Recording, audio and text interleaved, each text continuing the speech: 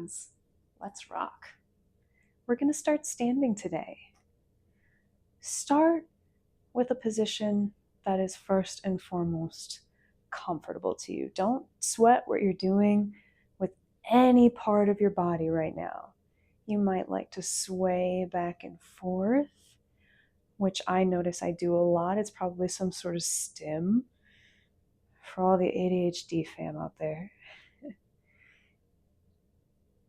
Just notice that you are still standing. Holy cow. If you're anything like me, which you are reasonably likely to be since you are on our fun little IBDSuperHeroes channel, you may have had a rough couple weeks health-wise, and guess what? You are still standing. Look at us. We did it. That's awesome. I know that probably sounds like a really dumb platitude, but I'm still standing and I'm dang proud of myself. So just notice you're here. You showed up.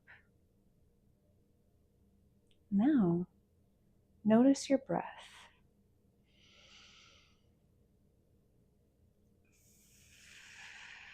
To whatever extent you can, don't try to control it, which is sort of what I just did there. Try to just notice what it's naturally doing. You may feel your belly expand as you breathe in. You may feel it more in your chest. You may feel both. You may feel them at alternating times. It's all normal. It's all good. If you're breathing, you're doing it right.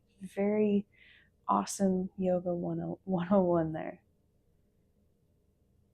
Now, take your feet about hip width apart. Turn your palms toward everything in front of you. Holy cow, you're standing and you've got tons in front of you. It can suck to think about the future when you're sick a lot. It certainly does for me. But some days it just feels manageable. And when I just stand and allow and focus on my breath, it feels good and I almost relish it.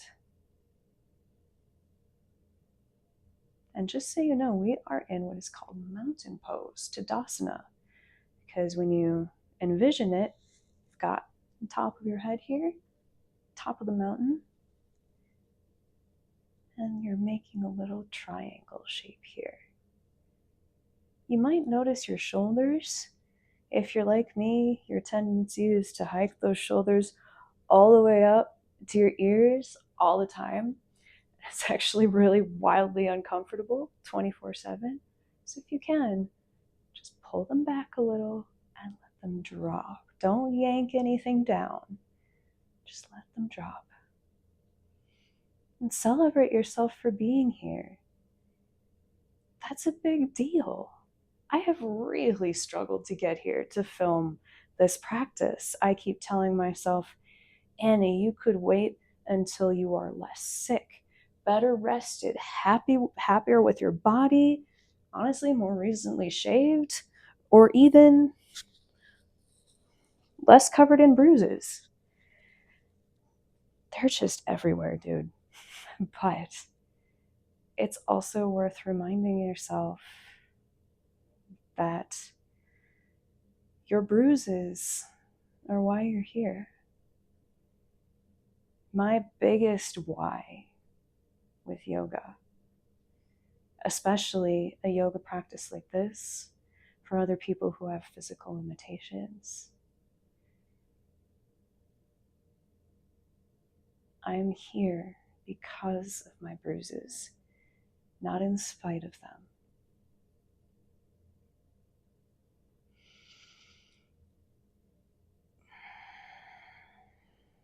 Take one more big, deep breath in and out. You can always choose how you vocalize that breath out, but you should always be breathing in through the nose when possible. All right, now we are going to move into the part of the practice where we flow, where we get some strengthening movement in. I never want to say, that's the real part of the practice, because the breath is the real practice. The breath is the practice. The breath is life. Again, if you're breathing, you're doing it right. We are trying to get our movement to align with and embody and facilitate our breath. So I'm going to ask you to bring your feet wide this time. If you're on a traditional yoga mat, awesome. It will probably be most of that length, like about 75% of it. I'm on an extra long yoga mat right now, so that's not going to be properly reflected in what I'm trying to explain to you. And if you don't have a mat, awesome. You're here before you're even an established yogi. That's amazing. Trust your instincts. Just make sure your feet are pointing forward. They should be a little wider than the shoulders this time. And what I'm asking you to do now is just turn that right foot 90 degrees so that your big toe is pointing right down the middle of the mat and forward, out to the side of you, to where we would usually call it the front of the mat. We're working lengthwise today, which is a little different for me especially, so thank you for bearing with me. Make sure you're not like too wonky right now. I'm almost always wonky. For whatever reason, I just kind of tilt. Leaning Tower of Dr. Annie Burkhart, we don't want that, at least to whatever extent we can avoid it. So just tuck your chin a tiny bit. Notice if maybe you're tilting your head or if you're collapsing forward with your shoulders. Find that integrity in the chest. If you have ever seen the show The Marvelous Mrs. Maisel, you know what I want to say there. And you can say it to yourself right now if that'll help you. So try to point that chest toward the sky. And as you do that, you might notice your tailbone starting to move down and under, and thus your hip points angling up and forward. That's exactly what we want. If you didn't feel that as you pulled your chest up, draw some attention to that pelvic area. You can even take one hand in front of the lower belly here and one behind your butt cheeks and tilt downward with the hand behind you and upward with the one in front of you. You want those hip points to be like headlights in front of you. Even with that foot pointing out to the side, it can be tricky. It's a big, big stretch for your inner and outer hips. Now, you could either have your arms like this, you could extend them wide. I would recommend keeping them here as you turn your head all the way past your right shoulder and start to bend that right knee. Make sure it's tracking forward rather than inward, which is what mine wants to do. I have a really handy line right down the middle of my mat because it's a two-tone mat. Shout out to all the ska fans. And just see what's comfortable. Make sure you're maintaining integrity in your shoulders, hips, and pelvis. And now, a necessary part, don't skip this. Rotate your left heel to the back of the mat, to the left, so that your left toe is pointing vaguely toward the top left corner of the mat. It shouldn't be painful, so you're not going to get a direct line there. Just urging it in that direction, and then sink down a little more. If it feels good, don't push anything. Find your breath.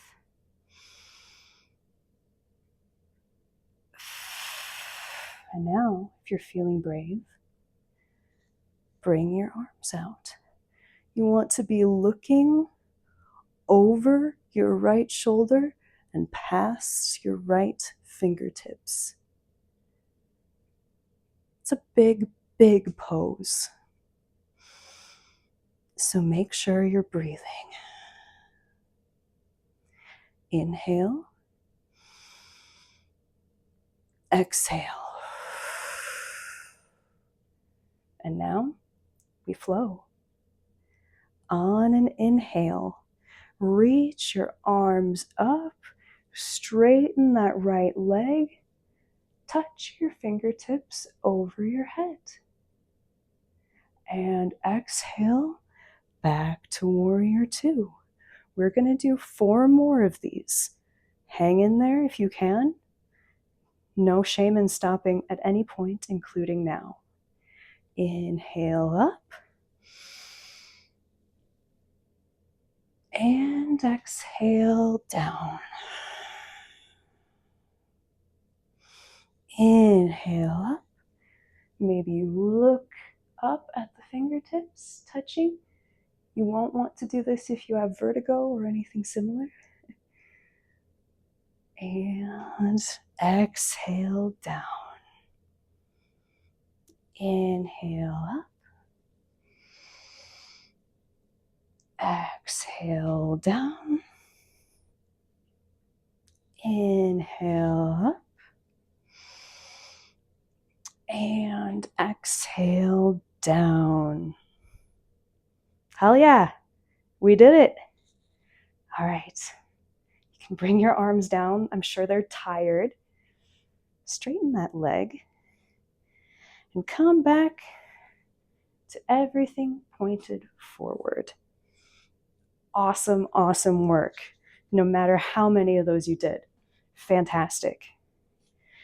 Let's punctuate that a little bit by bringing our arms up like this. Now we're in what's called star pose. We are taking up space. We are feeling our power. We're letting it shoot out of all of our fingers and toes.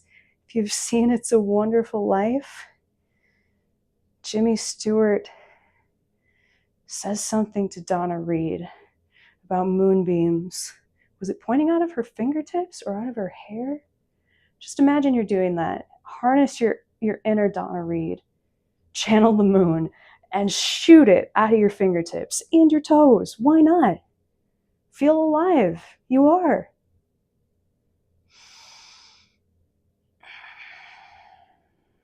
Okay, great. We're almost done, but we got to do the other side. So first, make sure you're finding your integrity here. You might even reach those shoulders up towards the bottoms of your ears, your earlobes, and then drop them. Notice how that feels. Holy cow. I feel so much better. I always do. Anytime I do that, I need to remind myself more. And then again, check what the pelvis is doing. You want to pull up a little, gently in front, and push down gently in back. Great.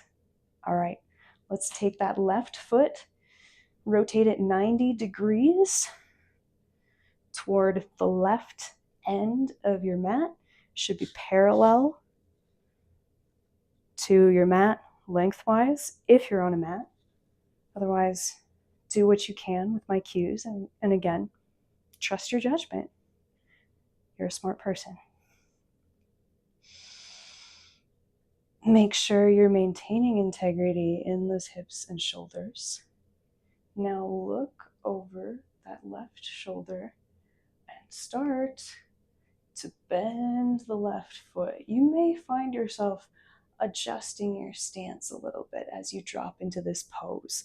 And that is completely okay. In fact, I'm going to adjust so that I'm more centered on camera here. And if you have adjusted, find your alignment. There's no rush. And then turn the head to the side and drop. Make sure that you're Your hips aren't rotating in. That's what mine want to do right now. It's hard to get them open to the camera. They're stickier on this side. And then make sure that you rotate that left heel toward the back of your mat there, which will get your right, did I say left? Right heel back. And those toes will be intending toward that top right corner of the mat there. They won't point that way, almost certainly. And don't put yourself in any pain to try to make it happen. Find your alignment again. Tuck the tailbone in nice and cozy. Look over that left shoulder and breathe.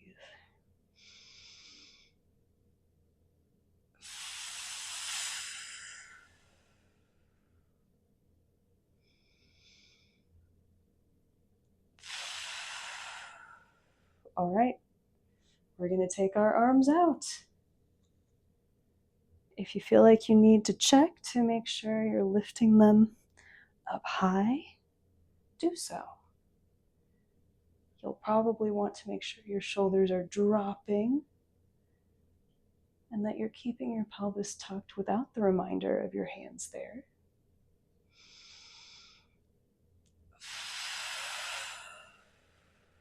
Deep breath in. Deep breath out. All right, friends, now we flow. Inhale, straighten that left leg. Touch the fingertips overhead. And exhale back to Virabhadrasana 2, Warrior 2. Inhale up.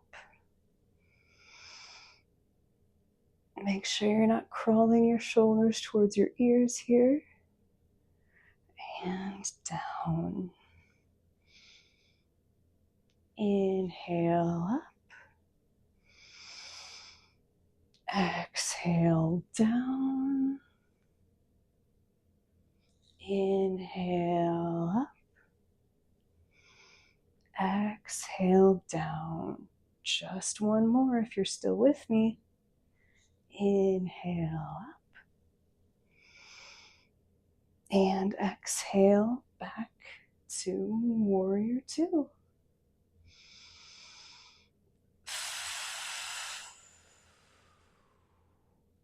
When you're ready, straighten that left leg.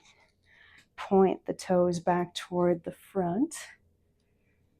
If you want to take another sassy star pose, go for it. If you're ready to be done, you might dance your feet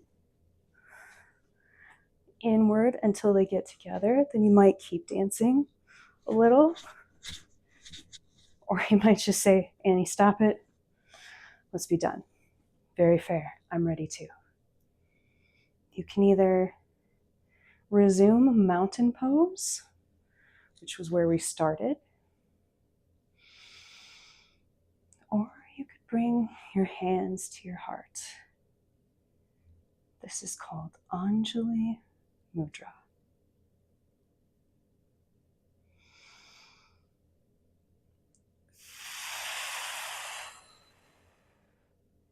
Take some deep breaths.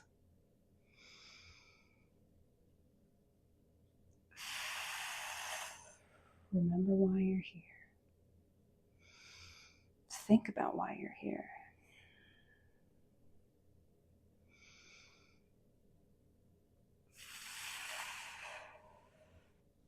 All right, friends. Thanks so much.